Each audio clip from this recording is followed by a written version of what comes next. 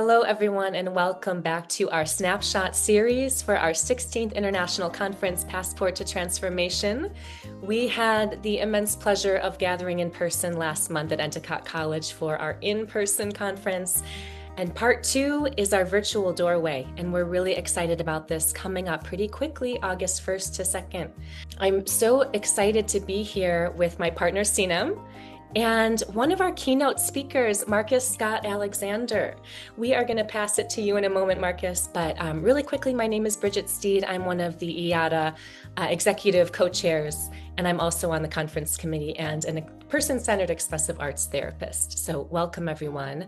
Sinem, my partner, please introduce yourself. Thank you, Bridget. Very briefly, I'm also the member of IEATA Conference Committee, and I am an expressive arts and Gestalt executive coach and facilitator. And we are very happy to be with today Markus. And Markus, welcome. And could you please describe how did you decide on the topic as a keynote speaker?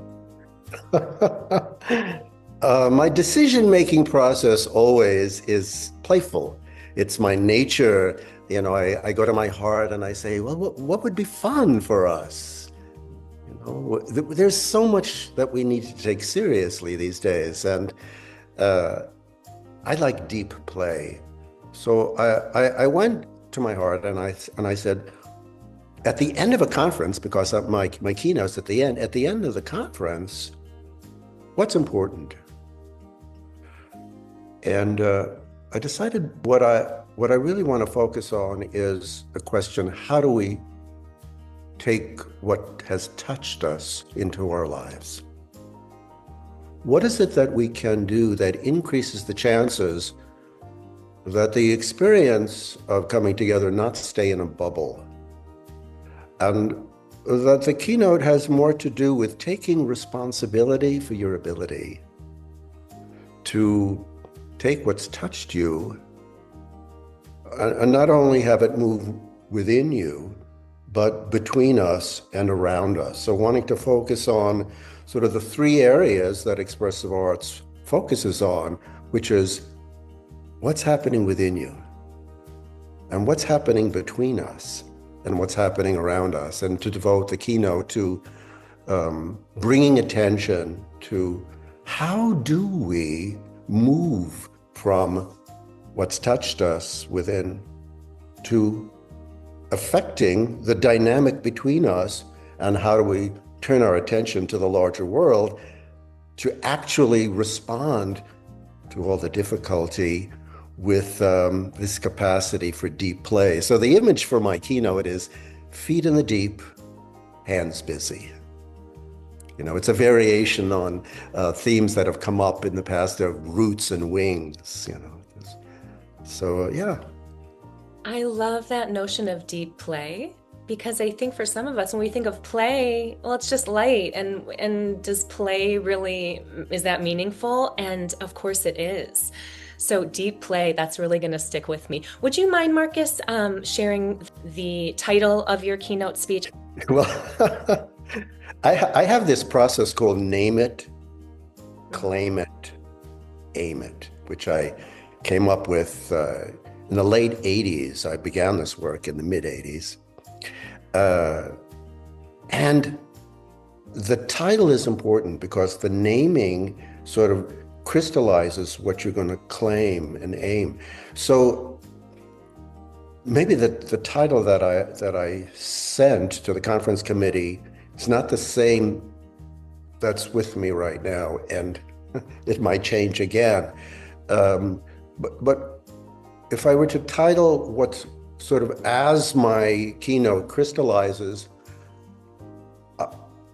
the title is more of a question, like, how do I take responsibility for my ability? And that the conferences grow our capacity to be skilled and to be inspired. So it's really about how can I take my responsibility for being a person who's inspired, that thing, those who are inspired, inspire. And how can I not only have a lot of potential in my skill, but how does it land in the world? So where I am with my keynote now is, let's refine what our questions are, and let's find nurturing, sustainable way to stay with those questions that matter to us. When I give a keynote, I like it to be in a very embodied way, what's moving in me right now. So I would say, how do we take responsibility for all this ability and all of these facets of the crystal that we are? Wow. Yeah, fascinating, isn't it, Bridget? Yes, very. So how are we going to take responsibilities, and how we are going to moving forward as a community? Yeah, super inspiring on that. And also, we are curious, Markus, what do you see as the benefits of addressing an international audience? I run something called Expressive Arts Without Borders that has 14,000 members on Facebook, and we offer a free workshop every month. We have a free magazine. At this stage of my life, I've been in expressive arts 40 years. It's amazing what's happened. When I started, people didn't know what expressive arts therapy was. Now, every corner of the globe is asking, what role do the arts play in making sense of our lives?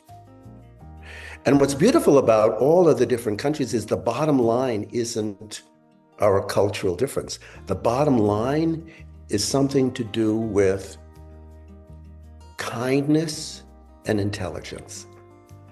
And internationally, because I'm working in about 9 countries right now on Zoom.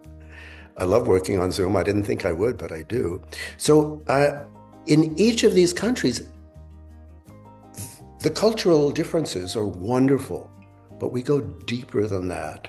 And we ask, how can we kindly and intelligently co-create a vision for this work? A few years ago, I said to myself, what can I do? And I had a little voice that says, well, that's not the right question. I said, well, okay, what's the right question? The question is, what can we do? What can we do? And having taught at the European Graduate School for almost 25 years, and people from all over the world coming to Switzerland, and then teaching at these various symposia all over the world, the urge to bring it all together that could happen on Zoom seemed like a beautiful marriage of loving to work globally and finding our shared values that are deeper than the culture. I call it transcend and include. Let's transcend our differences and include them. Let's go to that larger place together. And so I'm having a lot of fun working globally on my little Zoom screen. We were able to dance, we can paint, we can have in the breakout rooms, great rich sharing. I love it. I'm working in Iran now. Who would have thought, among many other places, but it's so beautiful to be able to step into real difficulty and encourage people to take responsibility for their ability to respond kindly and intelligently to the challenges. And the result is you become creative. I'm not focusing on let's get creative. I'm focusing on kindly and intelligently giving thought to what we know in our hearts can make a difference. Make art make sense, make art make sense, make art make sense. So. Yeah, beautiful, Markus. And I love how these little Zoom screens have proven to be like, if we're going with the doorway metaphor, they're really powerful doorways of connection. Who would have thought that they could be? We don't have to be in person to really have a deep connection with others. So the work you're doing is incredible. And 14,000 members. Wow. Wow. So because these are snapshots, because we could talk to you all day, but We love to ask people that we interview to get a little playful with this process and to bring in some intermodality. So if you could express the theme of your workshop, perhaps without words, but in some sort of intermodal expression, we invite you to do that if you would like. It's an invitation. I certainly would. I certainly would. So,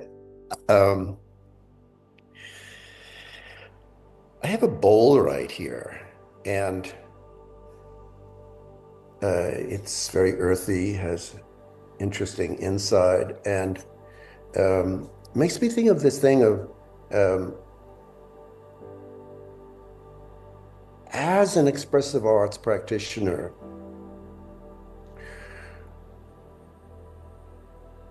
how I hold a moment.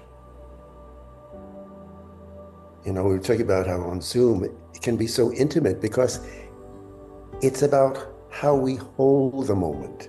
This moment is in our care, you know.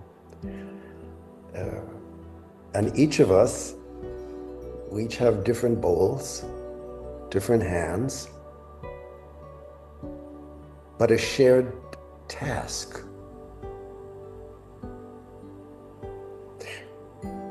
And that has to do with being reachable. As an expressive arts educator, part of my work is reaching out, but most of it is to be reachable, to receive, to listen, to cherish, to hold space kindly and intelligently, and just, you know, in a way, this becomes a kind of a door. I call all of our work finding the little door to the big place. So the virtual doorway for me is here. You know, it's like you don't see it, but there's this sweet little door.